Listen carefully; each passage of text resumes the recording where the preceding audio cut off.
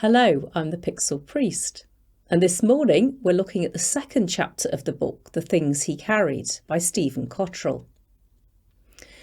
Jesus carried a crown of thorns. Now, John's Gospel, chapter 19, tells us that the soldiers twisted together a crown of thorns and placed it on Jesus' head, and they put a purple cloak on him. The soldier's schoolboy logic. He said he was a king, let's dress him up as one. A purple robe and a crown of twisted thorns. They made him a kind of pantomime king, someone to laugh at.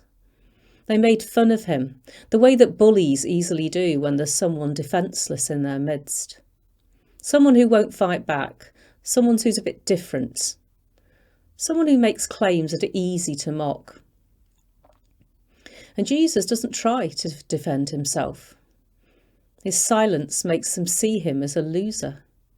How easy it is to make fun of others, to laugh at someone else's downfall. And where were all his followers?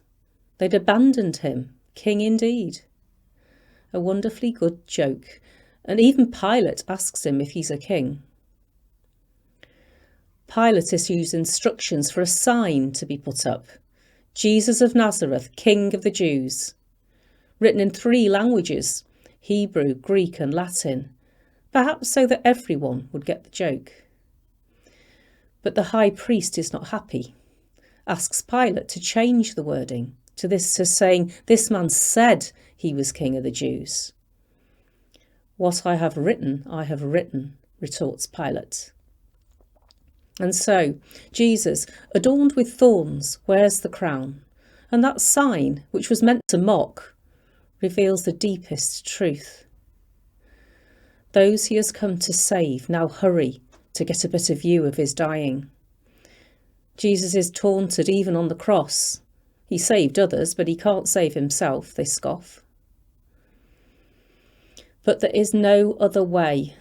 This is a cup that must be drained to the dregs. Jesus stands at a point of terrible isolation. The thorns press harder, blood pumps from the punctured skin, oozes, clots in the heat and the sweat and flows again. All our deaths, all our sorrows and all our failures are nailed to the cross. The crowd taunt him again to come down from the cross, but how can he? The cross is his throne. He's reigning from the tree. And that's our reflection for today, but there are some suggestions for our own reflection at home. One is to hold a piece of holly or something spiky in your hand. See how carefully that has to be done. And the other is to read Mark chapter 15, verses 16 to 20 and ponder a couple of questions. How does it feel to be ridiculed? And what does it mean to say that Jesus is King? See you again tomorrow.